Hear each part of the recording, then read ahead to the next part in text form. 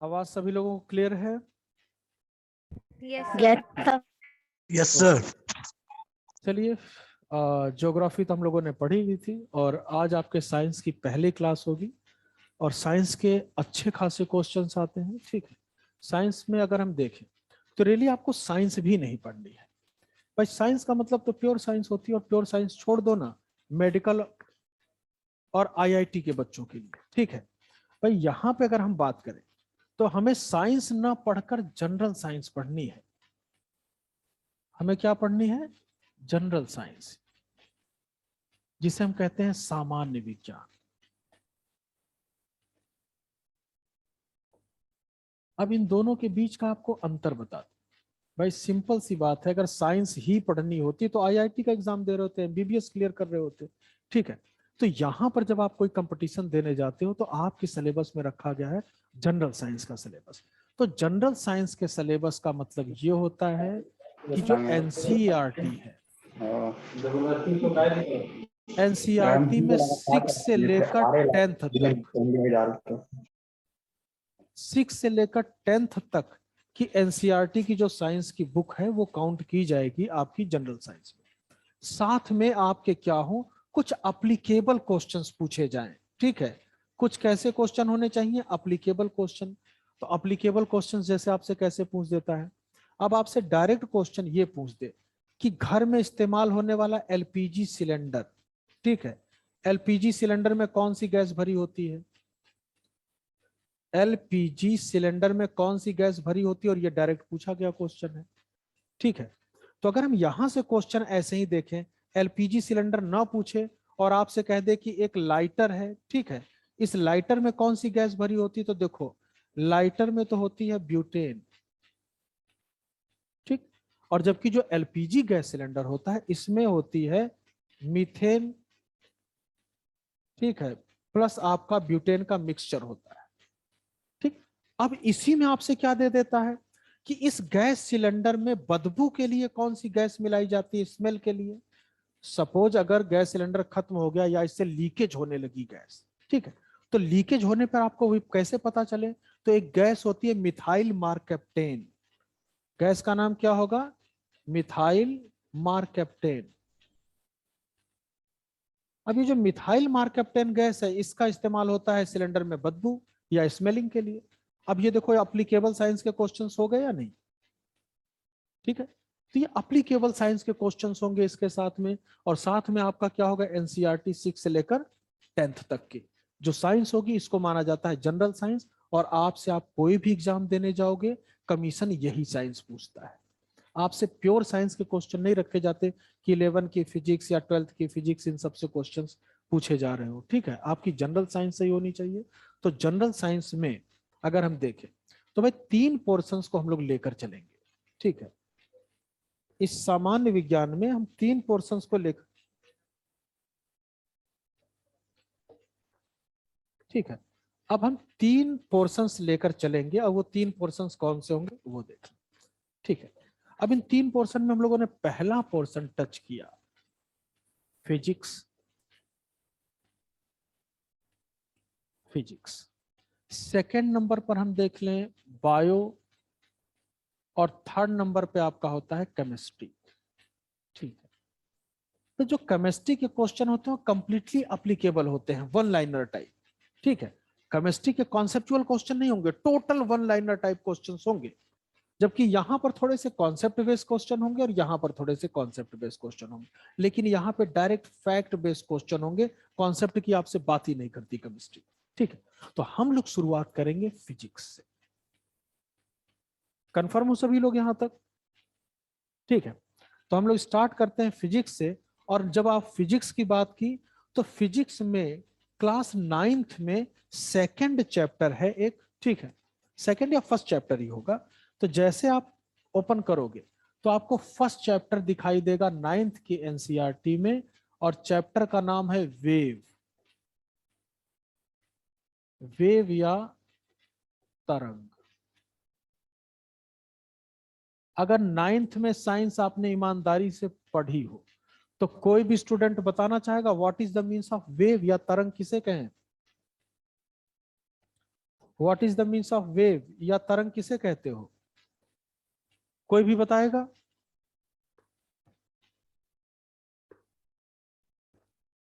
चलो फिलहाल कोई भी नहीं बताएगा, ठीक है, चलो चेक करते हैं।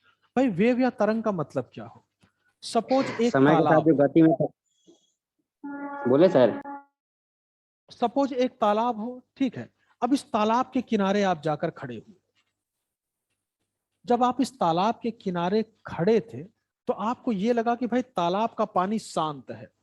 तालाब का पानी शांत था और आपने क्या किया, एक पत्थर उठाया और पत्थर उठा के तालाब के पानी में फेंका। और जैसे आपने तालाब के पानी में पत्थर फेंका, आपने पानी को डिस्टर्ब कर दिया या नहीं? पानी में आपने क्या कर दी, डिस्टरबेंस। पानी में आपने डिस्टरबेंस कर दी। और जैसे आपने पत्थर फेंका और पानी को डिस्टर्ब किया, तब एक चीज देखना, ये जो पानी होगा ये तरंग के रूप में आपकी तरफ आएगा, इस तरफ भी जाएगा। क्लियर सी बात समझ में आई या नहीं? अब एक चीज देखो भाई, ये जो लहरें हैं ना, यही तरंग हैं जिनको हम वेव कह रहे हैं। अब अगर आपसे कोई पूछे कि वेव क्या है तो कह देना डिस्टरबेंस है। वेव क्या है, डिस्टरबेंस। और डिस्टरबेंस को हिंदी में कहा जाता है विक्षोभ। अब अगर कोई पूछे कि वेव क्या है तो कह देना वेव्स आर डिस्टरबेंस। वेव क्या हो गई, एक शब्द तो कह सकते हो ना। कोई पूछे कि तरंग क्या है तो कह देना डिस्टरबेंस है। अगर आपने पानी को डिस्टर्ब ना किया होता तो क्या तरंग उत्पन्न होती? No sir. नहीं उत्पन्न होती। अब एक चीज देखो, जैसे आपने पानी को डिस्टर्ब किया तो इस तरंग ने आपकी तरफ चलना शुरू कर दिया या नहीं? प्रोपागेट कर रही है ना आपकी तरफ। और चलने के लिए क्या चाहिए, एनर्जी। अगर मैं और आप एक कदम भी चलेंगे तो चलने के लिए एनर्जी चाहिए होती है या नहीं? ठीक है। Yes, sir. तो एक चीज देखो, अगर कोई पूछे डिस्टरबेंस क्या है तो कह देना डिस्टरबेंस एनर्जी होती है। डिस्टरबेंस क्या है, एनर्जी या ऊर्जा। अब देखो डिफिनीशन बन गई। कोई पूछे कि तरंग क्या है तो कह देना wave is a type of disturbance energy. तरंग एक प्रकार की विक्षोभ ऊर्जा होती है जो सभी दिशाओं में आगे की ओर चलती है। Wave is a type of disturbance energy which move forward in all direction. सबको कंफर्म सी बात समझ में आई या नहीं आई? कंफर्म हो ना?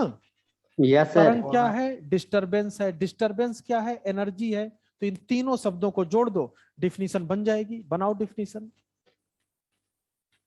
तरंग एक प्रकार की विक्षोभ ऊर्जा है। तरंग एक प्रकार की विक्षोभ ऊर्जा है।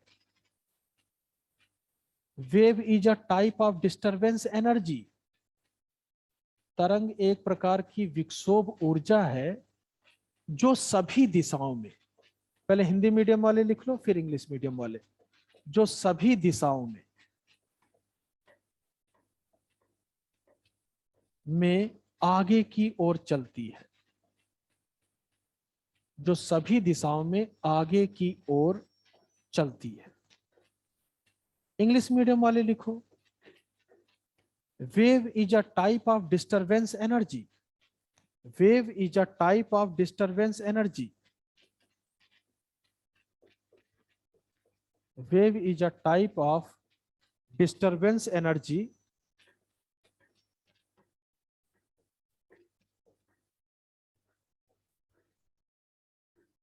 which move forward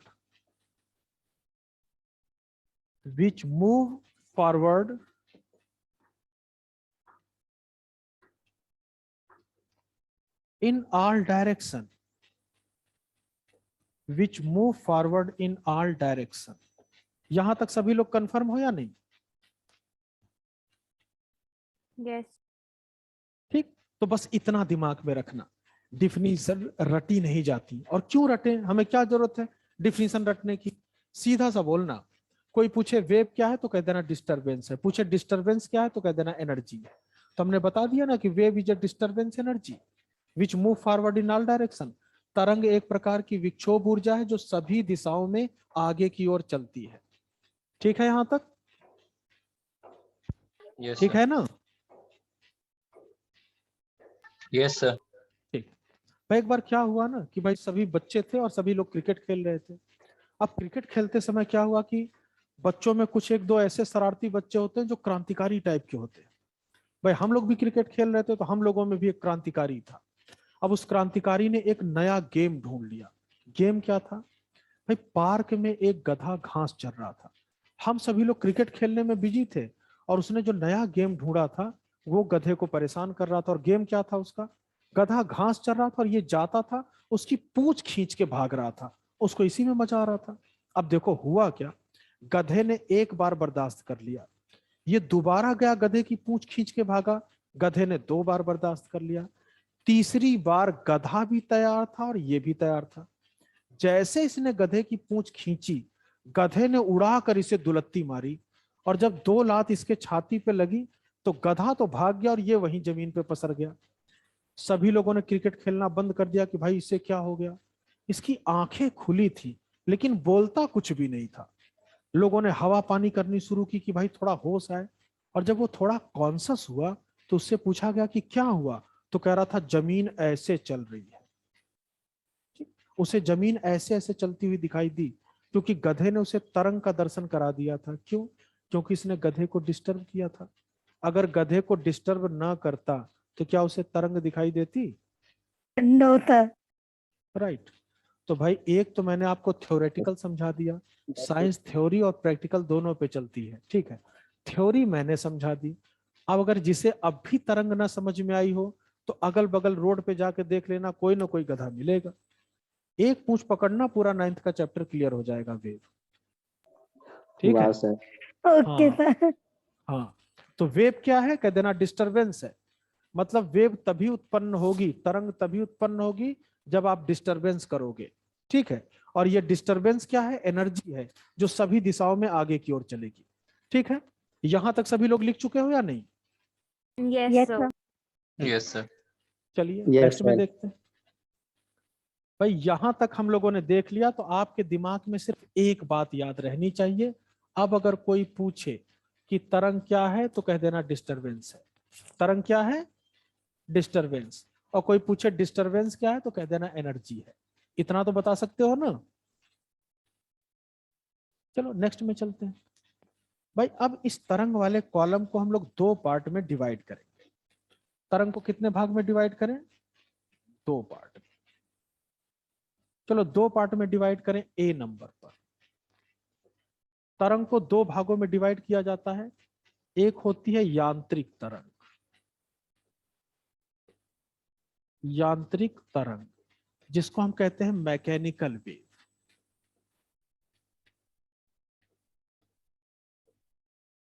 mechanical wave. और दूसरी होती है अयांत्रिक तरंग। अयांत्रिक तरंग या इसे हम कह सकते हैं non mechanical wave. Non mechanical wave. ठीक है? तो अभी तक हम लोगों ने 2 पॉइंट देखे कि तरंग क्या है तो डिस्टरबेंस है, डिस्टरबेंस क्या है तो एनर्जी है। तो तरंग एक प्रकार की डिस्टरबेंस एनर्जी होती है। फिर कोई पूछे तरंग कितने प्रकार की होती है, how many type of wave, तो हमें बताना है तरंग 2 प्रकार की होती है। वेव्स आर 2 टाइप, मैकेनिकल और नॉन मैकेनिकल। मीन्स यांत्रिक तरंग और अयांत्रिक तरंग। भाई यांत्रिक तरंग किसे कहें तो इसका एक तरीका देखो। सपोज मैं मान लूं कि अगर आप अपने रूम में बैठे हो, अगर कोई भी नहीं बोल रहा होगा तो रूम में एकदम शांति होगी या नहीं? और किसी एक व्यक्ति ने भी बोला तो डिस्टरबेंस हुई, और डिस्टरबेंस होते ही आपको साउंड सुनाई दी। तो कोई पूछे ध्वनि क्या है, साउंड क्या है, तो साउंड भी क्या है? एक तरंग है। अब आप अपने अगर कमरे में बैठे हो तो एक चीज चेक करें, क्या कंप्लीटली इस कमरे में ईंट भरी हुई है, सॉलिड भरा हुआ है? पर हमें यह तलाशना है कि जो वेव है, अब हमें तलाशना है माध्यम। क्या तलाशना है? माध्यम या मीडियम। चलो अब जरा चेक करें। सपोज ये कर लेते हैं कि भाई हम लोग अगर इस कमरे में हैं, तो अगर इस कमरे में कंप्लीटली ईंट भरी होती तो इस कमरे में क्लास तो चल ही नहीं सकती थी। ठीक है, तो हमें ये पता चला कि इस कमरे में सॉलिड मीडियम नहीं है। अब दूसरा चेक करते हैं लिक्विड मीडियम। भाई लिक्विड का मतलब ये हुआ कि इस कमरे में कंप्लीटली पानी भरा होता। अगर कमरे में कंप्लीटली पानी भरा होता तो मैं तैर रहा होता या पढ़ा रहा होता? कंफर्म। तो इस कमरे में लिक्विड मीडियम भी नहीं मिला। अब तीसरी चीज चेक करूं, गैस। भाई इस कमरे में अगर मैं हूं तो मैं सांस ले रहा हूं, ठीक, ऑक्सीजन ले रहा हूं और कार्बन डाइऑक्साइड को रिलीज कर रहा हूं। तो एक बात तो तय है कि इस कमरे में गैस मौजूद है। ठीक है, सॉलिड नहीं मिला, लिक्विड नहीं मिला, लेकिन गैस तो मिल रही है नहीं। तो हम एक काम करें, अगर इस कमरे में से कंप्लीटली गैस को भी निकाल कर बाहर करते हैं, तो अब इस कमरे में ना तो सॉलिड है, ना लिक्विड है, और ना ही गैस है। अब इस कमरे में कोई भी माध्यम नहीं हुआ ना। तो देखो, अब मैं कितनी भी तेजी से चिल्लाऊं, मेरी आवाज जो व्यक्ति मेरे बगल में भी बैठा होगा उसे भी नहीं सुनाई देगी। उसकी वजह, ध्वनि को चलने के लिए माध्यम चाहिए। अगर मीडियम नहीं होगा तो साउंड नहीं चलेगी। ठीक है, अगर मीडियम नहीं होगा तो साउंड नहीं चलेगी। साउंड या तो सॉलिड मीडियम में चले, या लिक्विड में चले, या गैस में चले। अगर मीडियम नहीं होगा तो साउंड नहीं चलेगी। इसका मतलब आप जिस कमरे में बैठे हो, अगर उस कमरे में से एयर निकाल के कंप्लीटली बाहर कर दी जाए, तो अब आपकी मम्मी आपके बगल में खड़े होकर कितना भी चिल्लाएं, आपको उनकी आवाज नहीं सुनाई देगी। तो याद रखना, कुछ ऐसी तरंग होती हैं जिनको चलने के लिए माध्यम की आवश्यकता होती है, और जिन तरंगों को चलने के लिए माध्यम की आवश्यकता होती है उनको ही कहा जाता है यांत्रिक तरंग। बात समझ में आ गई या नहीं? Yes, sir. ठीक, मतलब जिन तरंगों को चलने के Yes, sir. लिए माध्यम की आवश्यकता होती है उनको कहते हैं यांत्रिक तरंग। The wave which required medium for propagation known as mechanical wave. तो यहीं पर अगर हम डिफिनीशन लिख लें, ठीक है, कि यांत्रिक तरंग किसे कहते हैं, तो जरा डिफिनीशन वाले कॉलम में आ जाओ। यहां पर लिखें, जिन तरंगों को, जिन तरंगों को चलने के लिए, जिन तरंगों को चलने के लिए माध्यम की आवश्यकता, माध्यम की आवश्यकता होती है, उनको क्या कहेंगे? यांत्रिक तरंग। तो हमें एक बात पता चली कि यांत्रिक तरंग क्या है, इसे माध्यम चाहिए। अगर माध्यम नहीं होगा तो ये नहीं चलेंगी। और माध्यम किस लिए चाहिए? चलने के लिए।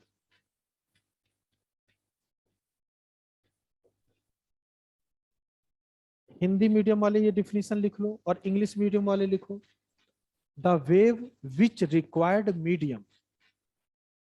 इंग्लिश वाले मीडियम वाले लिखो, the wave which required medium, which required medium for propagation, for propagation मतलब चलने के लिए। The wave which required medium for propagation known as mechanical wave। जिन तरंगों को चलने के लिए माध्यम की आवश्यकता होती है यांत्रिक तरंगे कहलाती हैं। कंफर्म हो ना? Yes sir. तो जरा अयांत्रिक वाले केस में आ जाओ। तो यहाँ पे बस हमें क्या कर देना है, यहाँ पे लिखें माध्यम, और माध्यम के आगे लगा दें कट का निशान। मतलब इनको चलने के लिए माध्यम की आवश्यकता नहीं होती होगी। यही हुआ ना भाई? इनको चलने के लिए माध्यम की आवश्यकता नहीं होती होगी, वो क्या कहलाएंगी? अयांत्रिक। दोनों में अंतर समझ गए या नहीं? कंफर्म हो? सर अयांत्रिक में थोड़ा सा बता दीजिए। डिफिनीशन लिख ली या नहीं? नहीं सर, लिख रहे हैं सर। ले लो स्क्रीनशॉट, ले लो एक बार। सर आप वैसे इसकी वीडियो यूट्यूब पे डालोगे? क्या इसकी रिकॉर्डिंग यूट्यूब पे डालोगे? बात नहीं? हाँ, इसकी रिकॉर्डिंग डाल देंगे, ठीक है। चलो, अब यहां तक सभी लोग कंफर्म हो ना? Yes sir. अभी तक हम लोगों ने सिर्फ देखा क्या है। कोई पूछे वेव क्या है तो कह देना डिस्टरबेंस है, और डिस्टरबेंस क्या है तो एनर्जी है, ठीक। फिर हम लोगों ने कहा वेव दो प्रकार की होती हैं, यांत्रिक और अयांत्रिक। जिन तरंगों को चलने के लिए, ठीक है, जिन तरंगों को चलने के लिए माध्यम की आवश्यकता होती है उनको तो हम कहेंगे यांत्रिक तरंग, कंफर्म। और जिन तरंगों को चलने के लिए माध्यम की आवश्यकता नहीं होती उसको हम क्या कह देंगे? अयांत्रिक तरंग। एश्योर्ड हो गया या नहीं? Yes sir. ठीक है। अब जरा एग्जाम्पल देखो तो, मैकेनिकल वेव और नॉन मैकेनिकल वेव का अगर एग्जाम्पल देखें, ठीक है।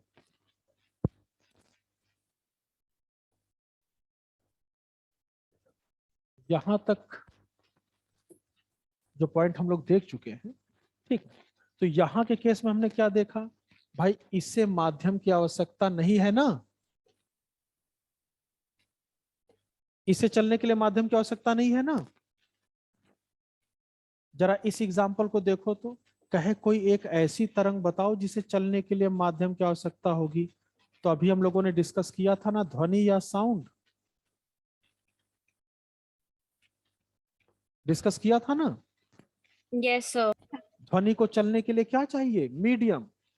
अगर मीडियम नहीं होगा साउंड नहीं चलेगी। अब जैसे अगर आप, ये रही पृथ्वी, अब पृथ्वी के चारों ओर ये रहा वायुमंडल। अगर वायुमंडल के बाहर अगर आप दो लोग यहां खड़े हो, एक दूसरे से कितना भी तेज चिल्लाकर बात करो, एक दूसरे की आवाज को नहीं सुन सकते, क्योंकि यहाँ पे तो कोई मीडियम है ही नहीं। यहाँ पे ना तो सॉलिड है, ना लिक्विड है, और ना ही गैस है। अब कितना भी चिल्ला लो आपको आवाज नहीं सुनाई देगी, क्योंकि पृथ्वी के वायुमंडल के बाहर हो गए ना, ठीक। चलो, अब यहाँ के केस में देखें भाई, यहाँ तो हमें एग्जाम्पल मिल गया साउंड। अब जरा यहाँ के एग्जाम्पल केस में आओ। सपोज करो ये रही पृथ्वी की सतह, ठीक है, और यहां रहा सूर्य, ठीक। अब अगर हम चेक करें तो भाई, अगर चेक करें, ये रहा सन और ये रहा पृथ्वी का वायुमंडल। वायुमंडल यहाँ के बाद खत्म हो गया, और सूर्य का प्रकाश जब यहां से चला और ये पृथ्वी की सतह तक आया, तो एक चीज देखो, सूर्य और पृथ्वी के बीच में क्या कोई सॉलिड चीज है? कोई ठोस चीज है? No sir. नहीं है।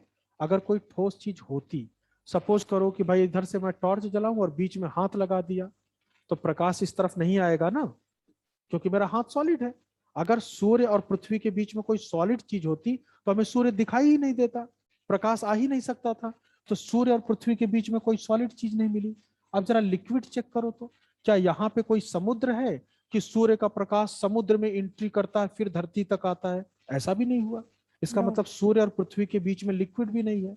अब जरा गैस चेक करो तो, गैस तो यहीं खत्म हो गई 10,000 किलोमीटर के बाद ही, जबकि सूर्य से पृथ्वी की दूरी 15 करोड़ किलोमीटर है। भाई अगर आपके जेब में 15 करोड़ रुपए हैं, किसी को 10,000 दे दो, क्या कोई फर्क पड़ता है? कोई फर्क नहीं पड़ता। तो प्रकाश ने 15 करोड़ किलोमीटर की दूरी तय की है, तो देखो बीच में ना सॉलिड है, ना लिक्विड है, और ना ही गैस है। इसका मतलब प्रकाश को चलने के लिए किसी भी माध्यम की आवश्यकता नहीं है ना। बात समझ में आई या Yes, sir. नहीं? राइट।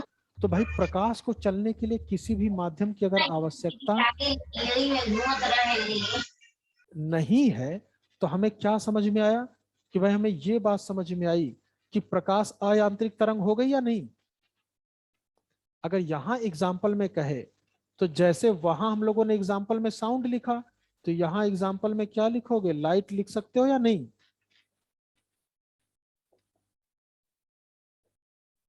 यहां एग्जाम्पल में हमने क्या दिखा दिया? लाइट। कंफर्म हो ना?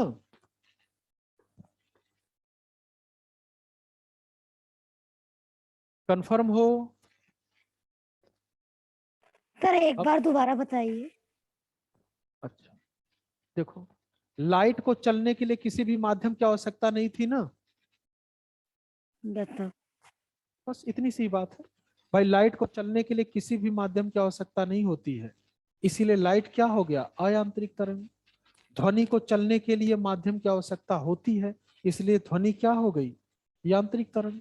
तो हमें याद रखना है जिन तरंगों को चलने के लिए माध्यम की आवश्यकता होती है वो यांत्रिक तरंग, और जिन तरंगों को चलने के लिए माध्यम की आवश्यकता नहीं होती वो क्या हो जाएंगी, अयांत्रिक तरंग। तो इसका एग्जाम्पल हो गया लाइट, और इसका एग्जाम्पल हो गया साउंड। अब कंफर्म हो ना। और भी सर कुछ दूसरा एग्जाम्पल है? हाँ, और भी एग्जाम्पल्स हैं। अभी आपको समझा रहा हूँ कि चीजें समझ जाओ, तो अन्य एग्जाम्पल भी मैं बताने की हालत में हो जाऊंगा। यहाँ तक जी सर, जी सर, समझ कंफर्म चुका हो हूँ। ना। ठीक है, अब एक यस चीज सर। देखो, बार बार हम लोग एक शब्द प्रयोग कर रहे हैं कि भाई चलने के लिए, चलने के लिए। तो देखें कि इनके चलने का तरीका क्या होता है। बात समझ में आई या नहीं। ठीक है भाई, अगर हम बार बार कह रहे हैं कि चलने के लिए, तो भाई चलने के लिए वाला क्रम चेक करें। अब यहां से एक एक चीज हम लोग चेक करना शुरू करते हैं। देखो भाई, यहां पर अगर जो हमने देखा था, चलने के लिए लिख देता हूं फॉर प्रोपागेशन, ताकि चीज याद रहे। देखो, अयांत्रिक तरंगों को चलने के लिए माध्यम की आवश्यकता नहीं होती, जबकि यांत्रिक तरंग वो होंगी जिनको चलने के लिए माध्यम की आवश्यकता होती है। ठीक, यहां हम लोगों ने एग्जाम्पल में लिया साउंड या ध्वनि, साउंड या ध्वनि, और जबकि यहां हम लोगों ने एग्जाम्पल में लिया लाइट या प्रकाश, लाइट या प्रकाश। ठीक, तो अब चलने का क्रम देखिए कि भाई ये चलती कैसे होगी साउंड। सपोज अगर मैं यहां खड़ा हूं और जैसे मैंने बोला तो मेरे बोलते ही इसने यूं चलना शुरू किया है साउंड ने। साउंड के चलने का तरीका देख रहे हो, कंफर्म हो ना। अब एक चीज देखो, Yes. मुझे ऐसा लगता है कि ये एक स्प्रिंग है।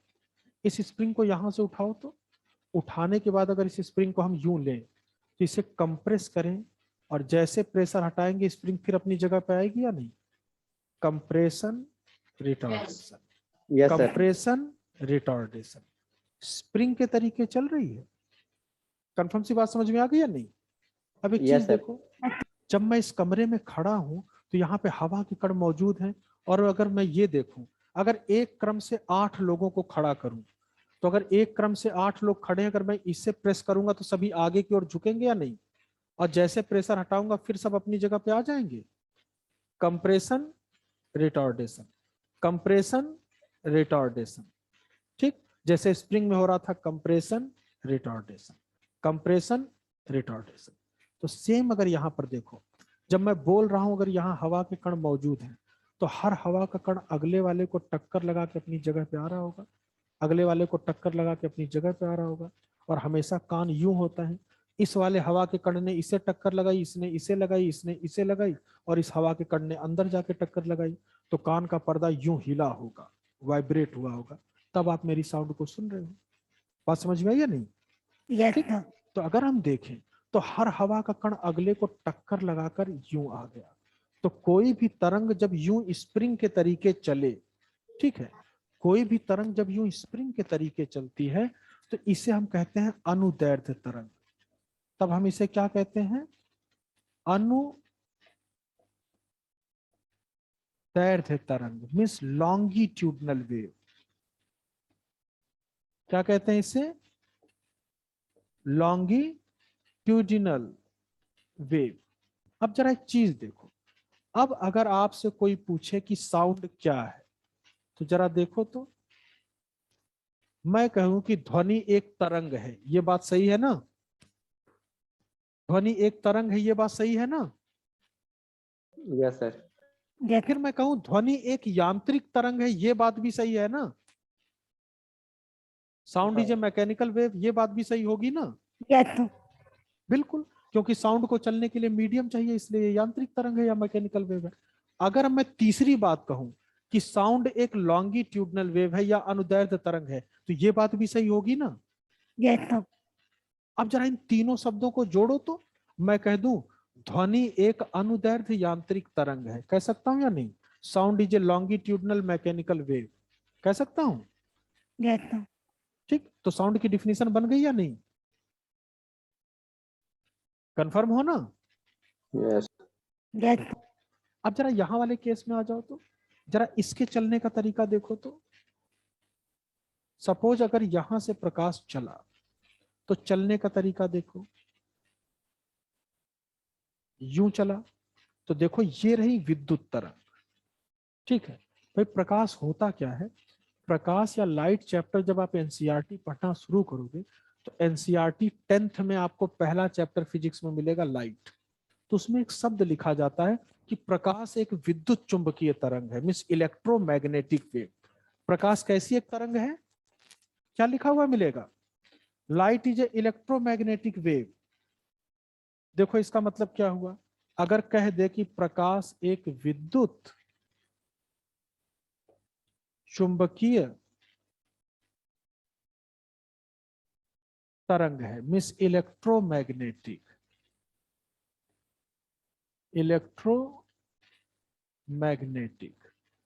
तो इसका देखो मतलब क्या हुआ।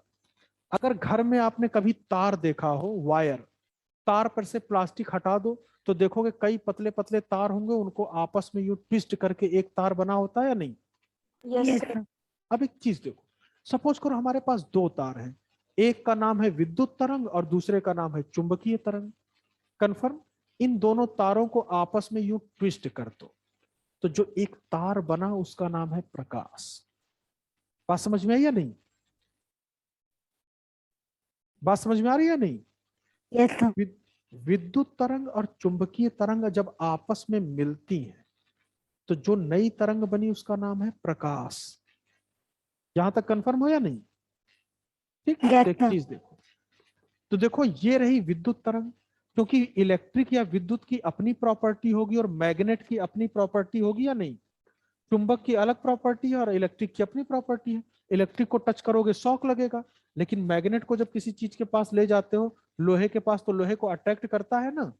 अगर दोनों की प्रॉपर्टी अलग है तो दोनों चलेंगे भी अलग तरीके से। देखो चलने का तरीका, सपोज अगर ये विद्युत तरंग चल रही है तो देखो मैग्नेट तरंग कैसे चलेगी भाई। इसके चलने का अगर हम तरीका देखें तो वो यहां से हवा में होगी यूं, और इस वाले पॉइंट पे पहुंचे, फिर बोर्ड के पीछे से आए, फिर इस वाले पॉइंट पे यूं पहुंचे। बात समझ में आई या नहीं? तो देखो विद्युत तरंग तो यूं चल रही है, ठीक, विद्युत तरंग यूं चल रही है, तो मैग्नेट तरंग कैसे चल रही है? ऐसे। बात समझ में आ रही है या नहीं? तो देखो अब मैं इस वाले पॉइंट को बोर्ड में हवा पर तो यूं बना नहीं सकता, तो जब हवा पे नहीं बना सकता तो इसे यूं दिखा दूं, ठीक, और इसको यूं कर दिया। इस वाले पॉइंट को यहां से पकड़ें और इसे यहां हवा में लेकर आए और यहीं छोड़ दें। यहां छोड़ देंगे तो ये 90 डिग्री का एंगल बनाएगा या नहीं? इसके साथ बनाएगा Yes, यूं। sir. तो भाई ये वाली तरंग तो हो गई विद्युत तरंग और ये वाली तरंग हो गई चुंबकीय तरंग। एक ये हो गई और एक ये है या नहीं? अब ये एक दूसरे से 90 डिग्री का एंगल बना के चल रही है, चल रही है या नहीं? Yes, sir. तो देखो कोई भी तरंग जब एक दूसरे के साथ 90 डिग्री का एंगल बना के चले तो हम उसको कहते हैं अनुप्रस्थ तरंग। उसको क्या कहते हैं? अनुप्रस्थ या ट्रांसवर्स।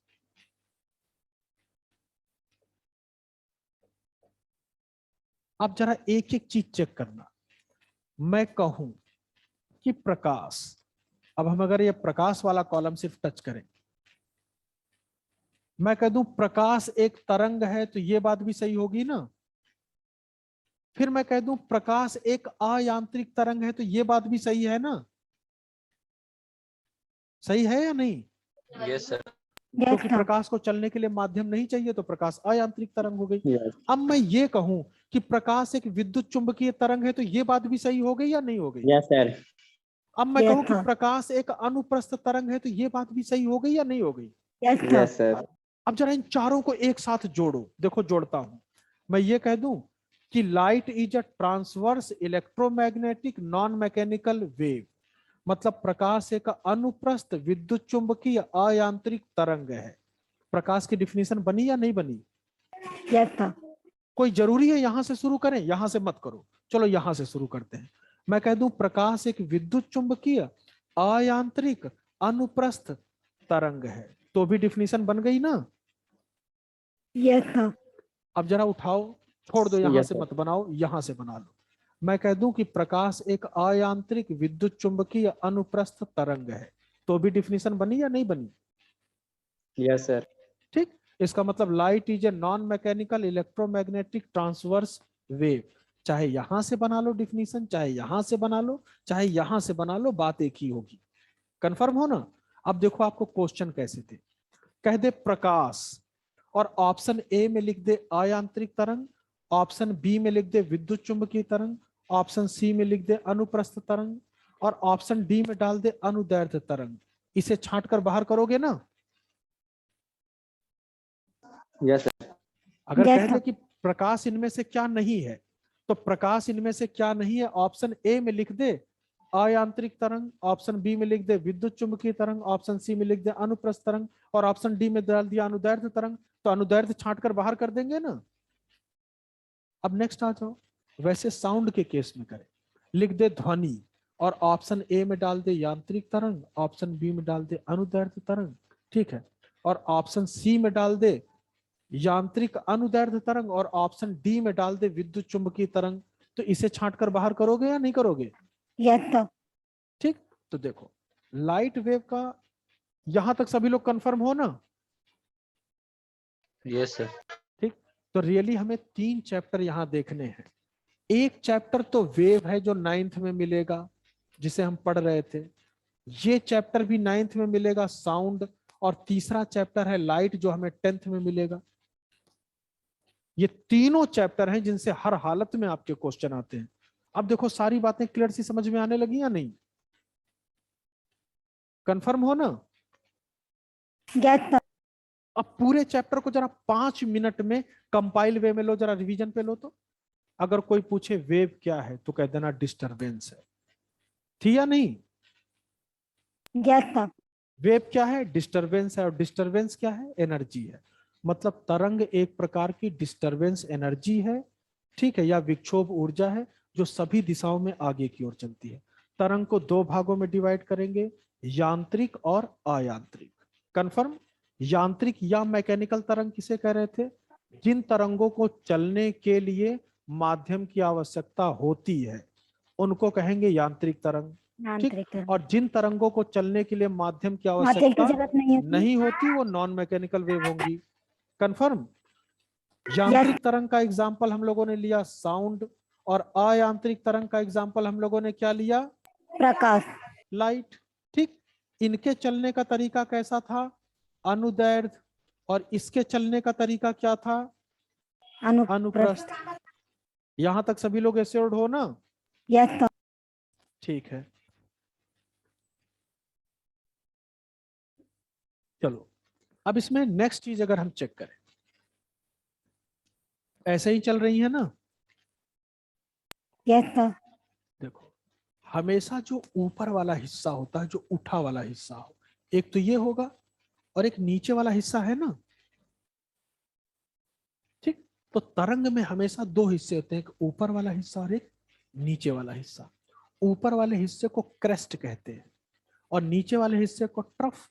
तो अगर देखें तो इस हिस्से को अगर मैं काउंट करूं, तो देखो इस वाले हिस्से को हिंदी में कहेंगे श्रृंग, ठीक है, या क्रेस्ट। श्रृंग का मतलब होता है सींग। भाई गाय या बैल की सींग ऊपर की तरफ यूं होती है नहीं? ठीक, तो हिंदी में तो कहते हैं श्रृंग, और इंग्लिश में कहेंगे क्रिस्ट। मतलब तरंग का उठा वाला हिस्सा क्रिस्ट, और तरंग का जो डाउन वाला हिस्सा है उसे क्या कह रहे हैं? ट्रफ, मींस गर्द। बात समझ में आई या नहीं? तरंग का ऊपर उठा वाला हिस्सा क्रिस्ट, और नीचे गिरा हुआ वाला जो हिस्सा उसको क्या कहेंगे? ट्रफ या गर्द। यहां तक कंफर्म हो? Yes sir.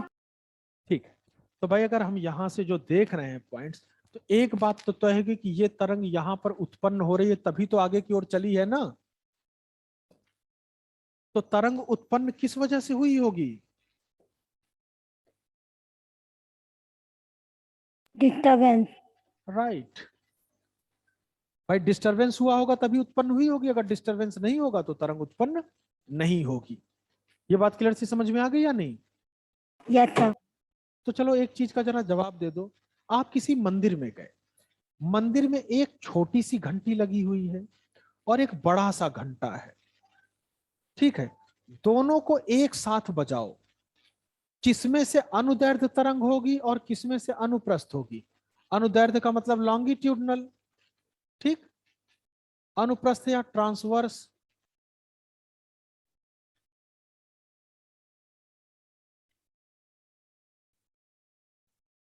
किसमें से अनुप्रस्थ होगी, किसमें से अनुदैर्ध्य होगी?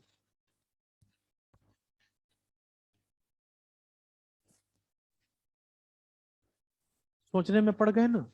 रियली ये मैंने आपको भ्रमित करने के लिए क्वेश्चन दिया था ताकि आपके मन में इल्यूजन आए, क्योंकि क्वेश्चन आप छोड़ के आप घंटा पकड़ कर बैठ गए कि छोटा घंटा और बड़ा घंटा। भाई क्यों इस घंटे को पकड़ रहे हो? जैसे आपने इसे बजाया तो साउंड निकली होगी ना? आपने Yes, अपना sir. दिमाग घंटे पे क्यों लगा दिया? घंटे से क्या निकलेगी? इस घंटी या ध्वनि। घंटे से साउंड निकली होगी ना? और साउंड क्या होती है, लॉन्गिट्यूडनल है या ट्रांसवर्स है? Longitude. तो आंसर क्या होना चाहिए था? लॉन्गिट्यूडनल ना? चाहे छोटा घंटा बजाओ या बड़ा घंटा बजाओ, सबसे साउंड ही निकलेगी। और साउंड लॉन्गिट्यूडनल है या नहीं, अनुदैर्ध्य? और ये एसएससी में डायरेक्ट पूछा गया क्वेश्चन था, क्योंकि उसे पता था कि ये सब साउंड के बारे में ना सोच कर ना इसे पकड़ कर बैठ जाएंगे कि एक छोटा घंटा है, एक बड़ा घंटा है। छोड़ दो, घंटे से क्या निकली, साउंड। और साउंड क्या है, लॉन्गिट्यूडनल। क्वेश्चन समझ में आया या नहीं आया? Yes. ठीक है। साइंस आराम से समझ में आ रही है या नहीं? Yes, sir. Yes. Sir. चलिए फिर, धन्यवाद। आज के लिए इतना ही। एक बार आप इसे रिवीजन पे कर लेना। जिन लोगों को थोड़ी बहुत प्रॉब्लम हुई है या समझ में नहीं आया है, इस वीडियो को अभी अपलोड कर दिया जाएगा, आप इसे एक बार फिर से देख लेना। उसके बाद जो प्रॉब्लम लगे कि मुझे ये बात नहीं समझ में आई, उस पॉइंट को लिख लेना कि मुझे ये क्वेश्चन पूछना है। तो चैप्टर शुरू करने से पहले 5 से 10 मिनट का आपको टाइम दूंगा ताकि आप अपने क्वेश्चन पहले पूछ लो, जिसको जो भी डाउट होगा। कंफर्म हो यहां तक? Yes, sir. ठीक Yes, है, तो sir. चलिए कल मिलते हैं। धन्यवाद आप सभी लोगों को बने रहने के लिए।